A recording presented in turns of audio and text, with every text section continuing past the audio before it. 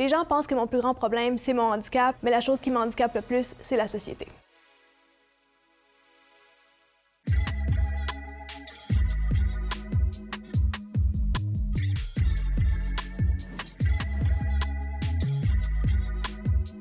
Pornographie inspirationnelle désigne un contenu comme une image ou une vidéo où la personne handicapée existe uniquement pour inspirer ou motiver les personnes non handicapées. C'est sûr qu'on dit de la pornographie inspirationnelle, mais ça n'a rien à voir avec la pornographie. Il n'y a rien de sexuel là-dedans. Mais comme la pornographie traditionnelle, c'est gratifiant pour le spectateur, c'est pour les motiver, mais d'une façon un peu maladroite. Par exemple, si je vais à l'épicerie, puis quelqu'un me voit, puis me dit « Oh mon Dieu, c'est tellement inspirant de te voir dehors », ça vient d'une bonne place, mais c'est maladroit parce que ça diminue vraiment les attentes qu'on a envers les gens en situation de handicap. Ça veut dire que juste le fait que je sois allée dehors aujourd'hui, c'est incroyable. Ça devrait pas être le cas. Quand j'avais 16 ans, j'ai été impliquée dans un accident d'auto. C'était vraiment une journée, il faisait beau, il faisait chaud, puis il y a un 18 roues qui a jamais arrêté, puis qui a complètement écrasé notre auto. Donc, j'ai subi une blessure médulaire au niveau C5, donc ça fait que je suis paralysée de la poitrine aux orteils. Je peux quand même bouger mes bras.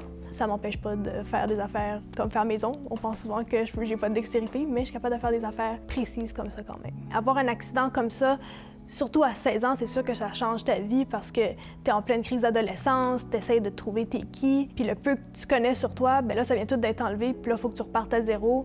Éventuellement, j'ai comme appris que, ben regarde, là, ça, c'est ta vie. Tu peux soit comme nager ou couler. J'ai décidé de nager, puis je suis devenue la personne que je suis aujourd'hui. Maintenant, je suis indépendante, je vis toute seule, j'ai un travail, je vis de mes passions. Quand j'étais à l'hôpital, j'aurais jamais pensé ça.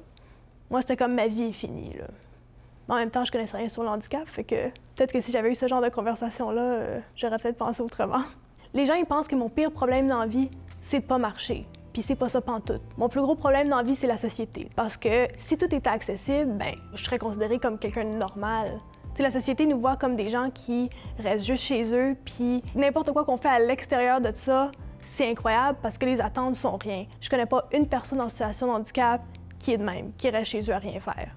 Souvent, on ne se définit pas par notre handicap. C'est juste une partie de nous. Ça ne veut pas dire qu'on ne peut pas être inspiré par des gens en situation de handicap. C'est important que les gens sachent c'est quoi la pornographie inspirationnelle parce que tant que tu n'es pas dans la situation, tu ne peux pas comprendre à 100%. Si j'avais pas eu mon accident, probablement que je serais comme ça aussi. Je pense que la meilleure chose à faire, c'est de toujours prendre en considération la personne en premier. Fait que je pense que c'est vraiment de se poser la question pourquoi cette personne-là t'inspire. Est-ce que c'est juste parce qu'elle est sortie de chez eux aujourd'hui ou est-ce que c'est parce qu'elle a vraiment fait quelque chose que t'es comme « Hey, wow! Moi, je viens juste d'aller faire le Grand Canyon. » Ça, je peux dire que les gens peuvent être inspirés par ça.